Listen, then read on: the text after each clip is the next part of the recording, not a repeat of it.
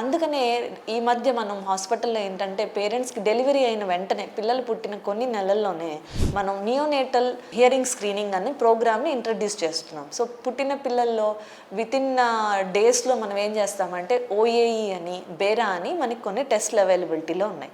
So వీటి ద్వారా పిల్లలకి హియరింగ్ అన్నది ఉందా లేదా అన్నది ఎర్లీగానే మనం టెస్ట్ చేయడానికి కుదురుతుంది. సో ఎర్లీగా ప్రాబ్లం డిటెక్ట్ చేసి మనం గనక రెక్టిఫై చేసి కాక్లియర్ ఇంప్లాంట్ కనుక పెట్టగలిగితే పిల్లలు మిగిలిన పిల్లలతో పాటు నార్మల్ సోషల్ లైఫ్ లీడ్ చేయడానికి వీలవుతుంది.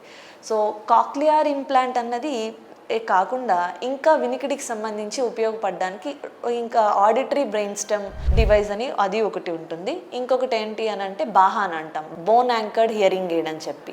సో వీటిలో ఏంటంటే ఇవి ఇంకొంచెం కాంప్లెక్స్ ప్రొసీజర్స్. ఈ బోన్ యాంకర్డ్ హియరింగ్ ఎయిడ్ అన్నది మిక్స్డ్ హియరింగ్ లాస్ పేషెంట్స్లో సాధారణంగా యూస్ చేస్తూ ఉంటాము.